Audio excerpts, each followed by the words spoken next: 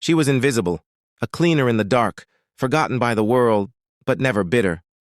He was powerful, a billionaire with a broken past and no one left to trust. 2 lives, 1 office, a single look that changed everything.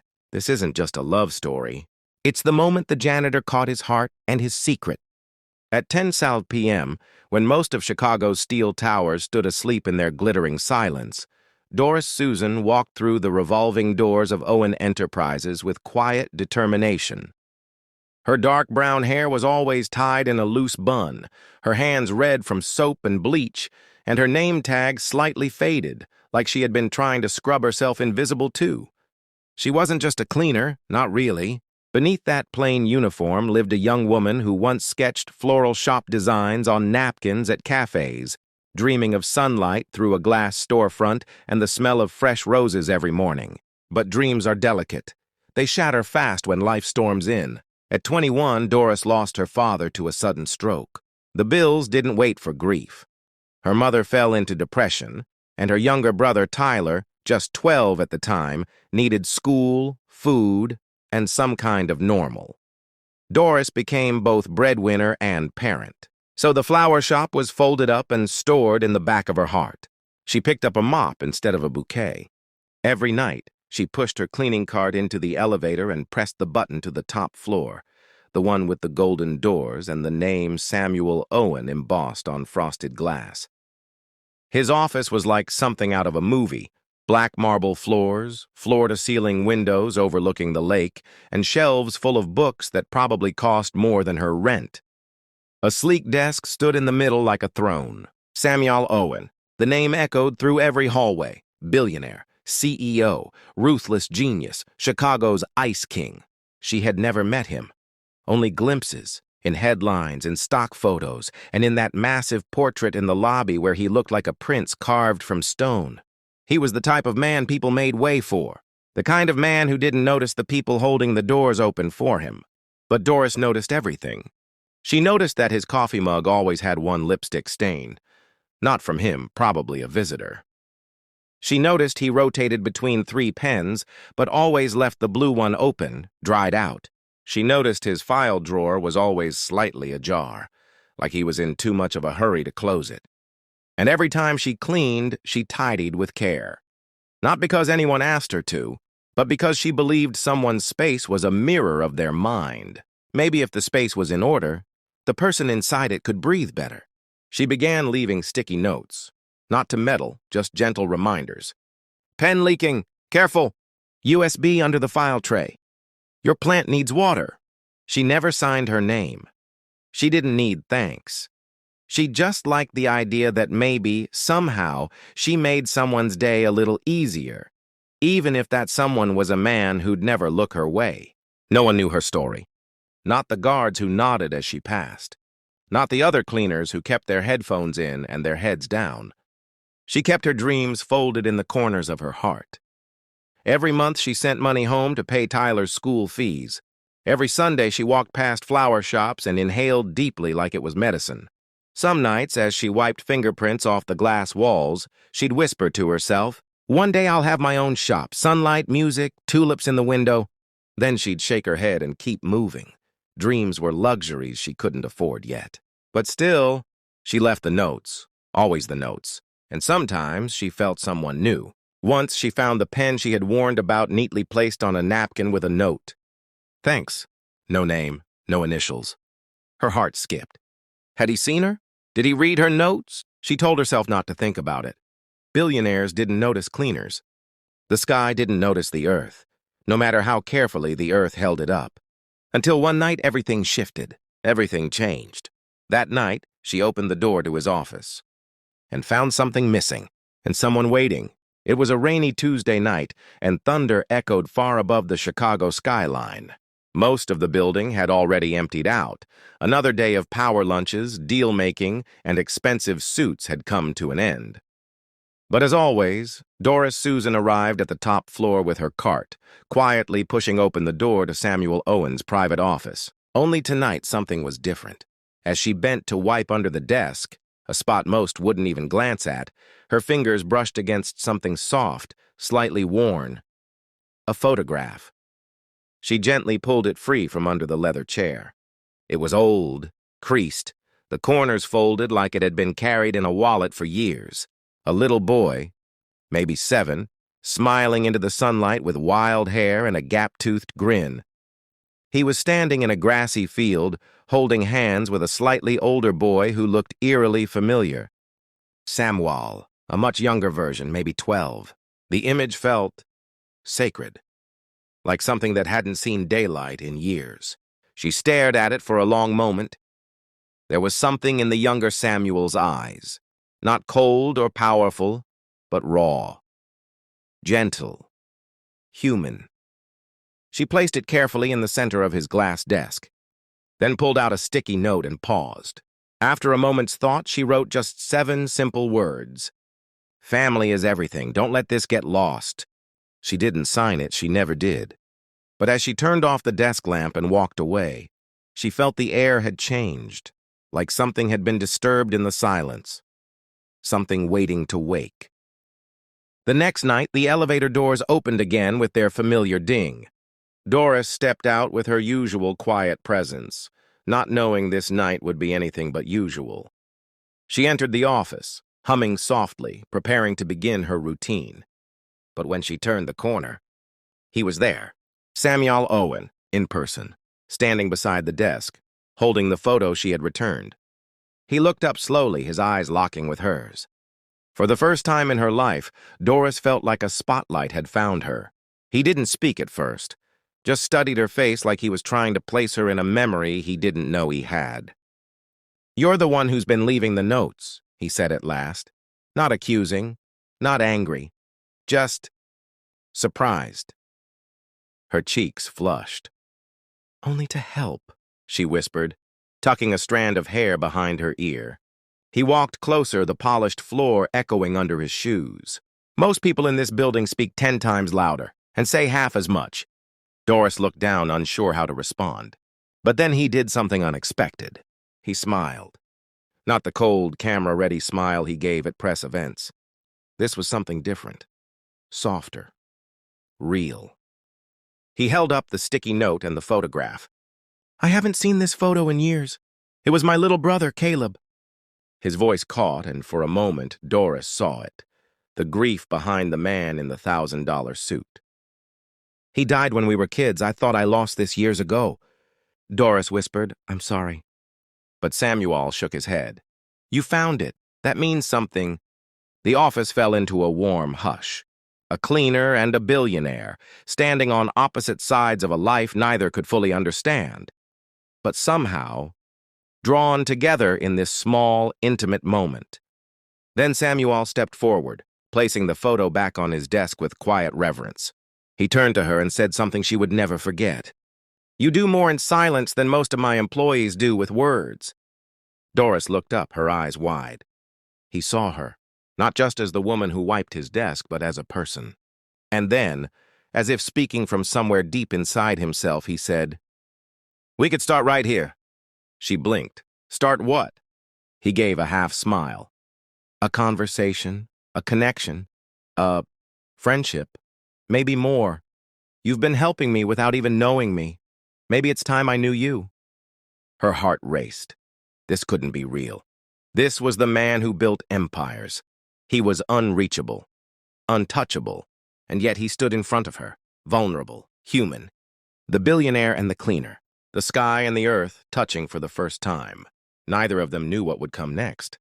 But for the first time in a long, long time, Doris allowed herself to hope. Hope that something beautiful could begin, right here. The first time he brought coffee, it caught her completely off guard. It was 3 nights after their first real conversation. Doris entered the top-floor office as usual, pushing her cart quietly through the door, when she found Samuel Owen sitting on the window ledge, silhouetted by the city lights behind him. In his hand were 2 steaming paper cups. "For you," he said, extending one toward her with a small, awkward smile. "Hope you like it sweet." Doris hesitated. Her instincts screamed professional boundaries, but something in his eyes, unsure and oddly boyish, softened her hesitation. She took the cup and murmured, "I do." That was how it began. Just one night, one coffee, one moment. But it became a rhythm, a ritual. Samuel started showing up late at night, sometimes dressed down in a hoodie and jeans, sometimes still in his suit, sleeves rolled up, looking more tired than powerful. He didn't bark orders. He didn't treat her like help. He listened, and slowly, he talked.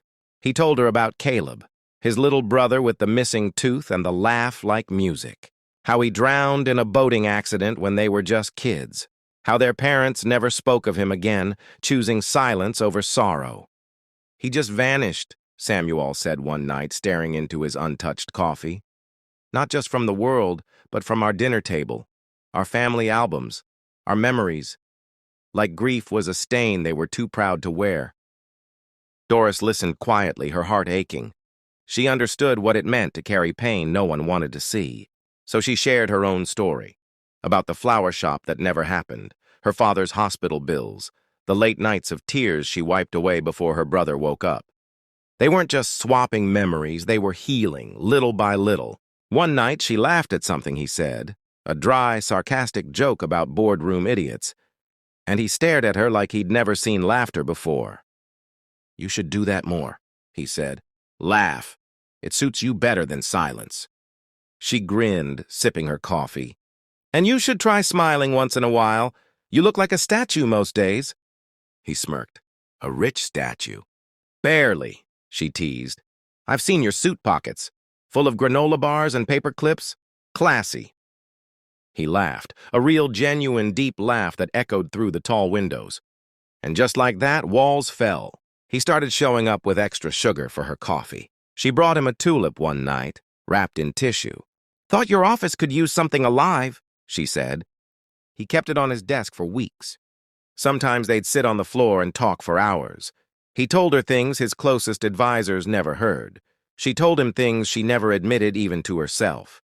But under all the softness, something dark simmered. There was suspense, a shadow that followed Samuel's every sigh. One evening, as rain tapped against the glass, he said quietly, "Someone in my company is stealing from me." She blinked. "Stealing?" He nodded. "Millions. Hidden through fake vendors, redirected contracts. I can't trust most of my senior staff. Not with this." "Why are you telling me?" she asked, voice small. He looked straight at her. No hesitation. "Because you're the only one who's never asked me for anything. You've already helped me more than anyone else. And you didn't even know it." Doris felt a strange warmth rise in her chest, but also fear. This was dangerous territory. "I don't know anything about finance or crime or—" "I'm not asking for a spy," he said gently.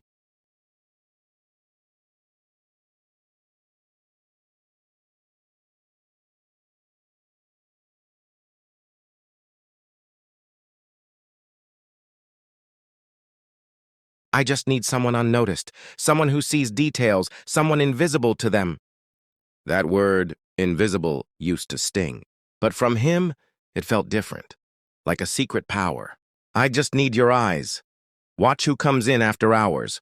What's moved, what's not." Doris looked down at her half-empty coffee. This man, this billionaire, trusted her, not just with his story, but with his empire. Part of her wanted to run.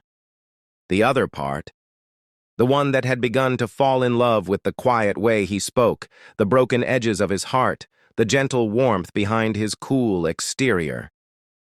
That part whispered, "Stay, help him." And so she said softly but firmly, "Okay, I'll help you." Doris had never imagined herself as anything more than a silent observer in a world that didn't see her. But since Samuel's quiet invitation, "We could start right here," everything had changed. She still wore her cleaning uniform, still pushed her cart each night through the tall glass doors. But now there was something different in the way she moved. More aware, more focused. She began taking mental notes, names, patterns, times. A folder left open at 11:12 p.m. A janitor's closet that was always unlocked near the executive floor. Security guards distracted just long enough for someone to slip by. And every detail she gathered, she relayed to Samuel, in secret meetings in dim hallways or whispered conversations over late-night coffee.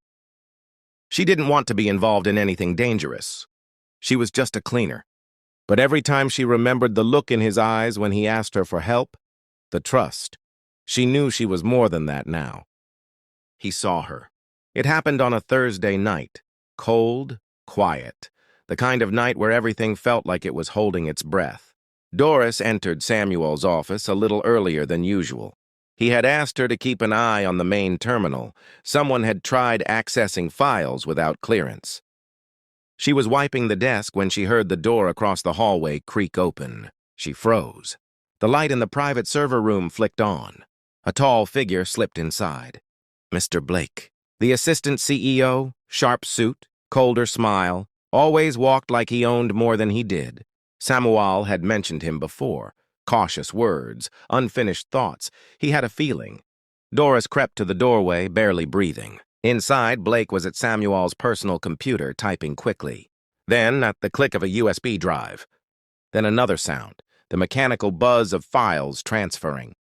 Doris's hands shook. She reached into her pocket, pulled out her old phone, and snapped a blurry photo of his face illuminated by the screen. Suddenly, he turned. Their eyes locked. His expression hardened. He stepped toward her fast. "What the hell are you doing?" Doris stumbled backward. Blake narrowed his eyes. "You think he'll believe you? You're a janitor." His words hit her like a slap. For a moment, her fear took over. Maybe he was right. Maybe no one would believe her. Maybe this was the end of the strange, beautiful world she'd started to belong to. But then she remembered Samuel's voice. "You do more in silence than most people do with words. We could start right here." She looked Blake in the eye, heart pounding. "I think he will." And she ran. She found Samuel pacing his office. The moment he saw her face, he rushed forward. "What happened?" She handed him the phone. Showed him the photo. "He was copying files, your files. I saw it all." He stared at the screen, jaw clenched. Then, without a word, he picked up his phone and made a call. "Security. Now lock every exit." What followed was a whirlwind. Guards stormed the floor. Blake tried to leave but was intercepted near the elevator. The files on the USB drive were enough to link him to months of fraud. The police arrived. Blake was handcuffed, shouting that this was a setup. He glanced at Doris with a sneer. "She's nothing. You'll regret listening to her." But Samuel didn't flinch. He turned to the officers. "Take him! Press full charges!" Then, in front of his entire executive staff, he walked to Doris, still trembling, and gently put a hand on her shoulder. "This woman saved my company." A hush fell over the hallway.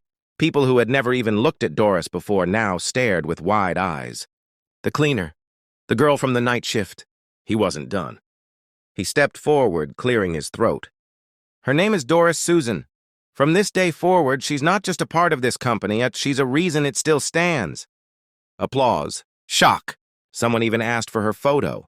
She stood in the middle of it all, stunned, overwhelmed, but not afraid.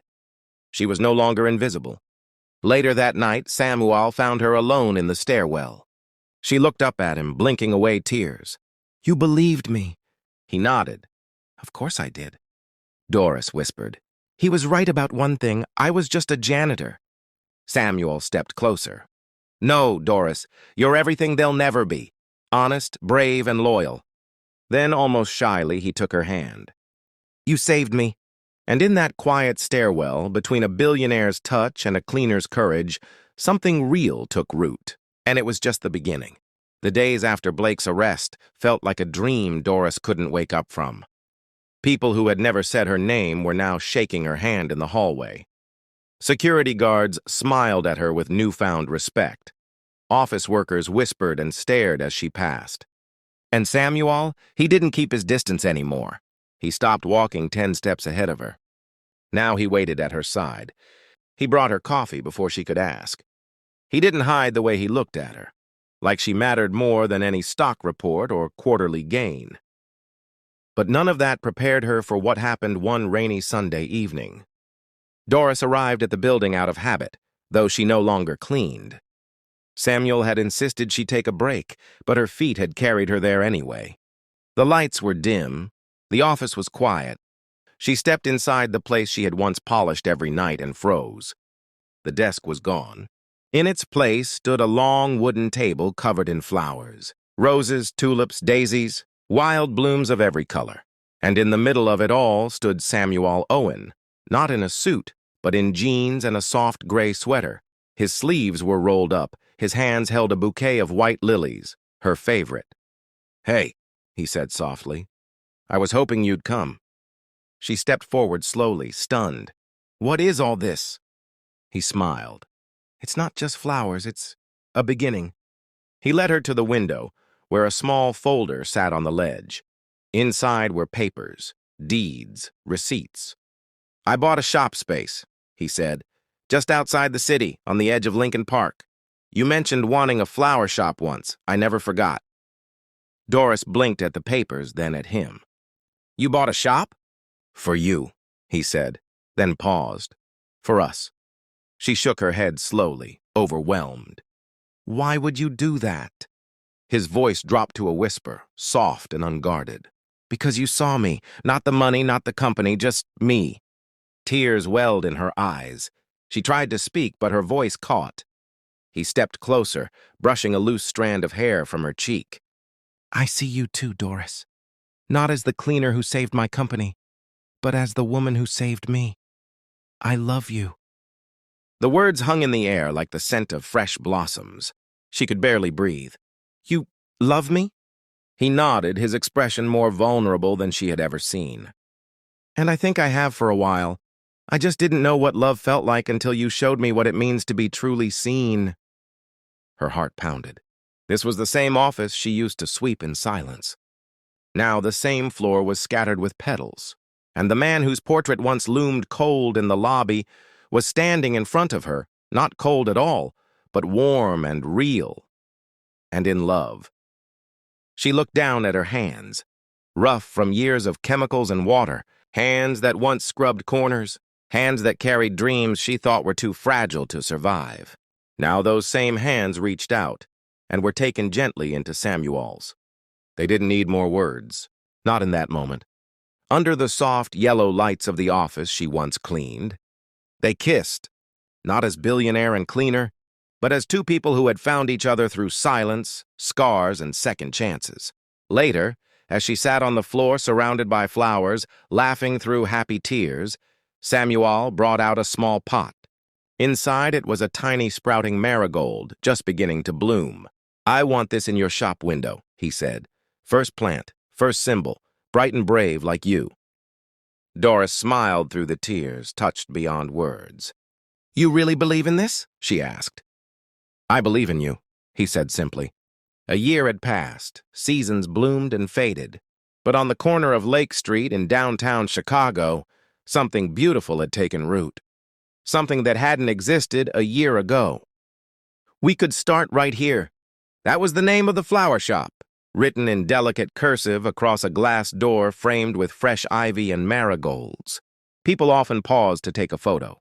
Some just stood and read the name, over and over, wondering where it came from. Only Doris and Samuel knew its true meaning. It was the line that changed everything, a whisper of hope spoken in a sterile office, on a night that was supposed to be just another shift. A beginning that bloomed in silence. Inside the shop, the smell of lilacs and lilies filled the air. Wicker baskets held roses. Sunflowers smiled from the corners. The floors gleamed, not from hired staff, but because Doris still liked to polish them herself sometimes, just the way she used to. Every bloom had a story. Every bouquet had a purpose. People came from all over the city, and not just to buy flowers, but to see her. Doris Susan Owen, the girl who once cleaned skyscraper floors, now the woman who inspired a city. Samuel had helped design the shop, of course, but it was hers to run, and he never touched a thing without asking her first. Because he understood now, love doesn't mean rescuing, it means respecting. Their love had grown like the ivy on the shop walls, slow, intentional, wrapping itself around every corner of their lives. They married in the community garden behind the shop. Not a huge wedding, no photographers flying in from Paris. Just close friends, family, and a whole row of guests wearing green uniforms, Doris's old cleaning crew. She insisted they be honored that day. Without them, she said, I wouldn't be me. After the wedding, Samuel did something no one expected.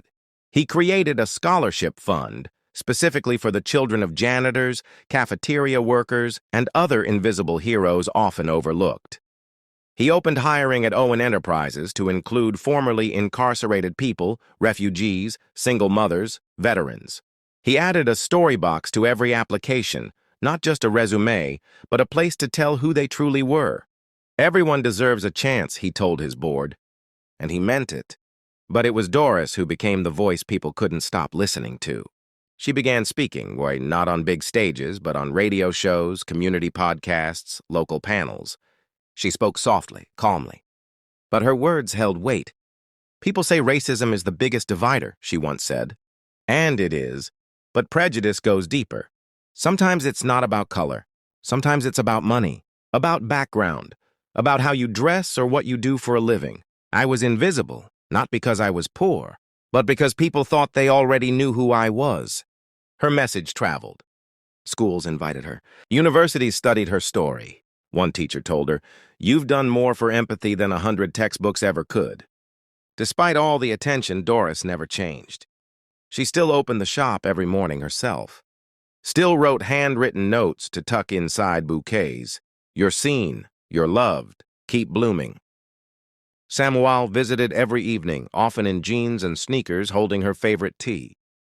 He said it was the best part of his day, watching her work, knowing she was living the dream that once seemed so far away. One rainy afternoon, a young girl walked into the flower shop. Maybe 16, thin jacket. She looked at Doris and said, "Is it true? You used to clean floors?" Doris smiled gently. "Every night." The girl paused. "And now you own this?" Doris didn't hesitate. "I do. And you can own something too. Don't let the world tell you what you're worth. You tell it." The girl teared up.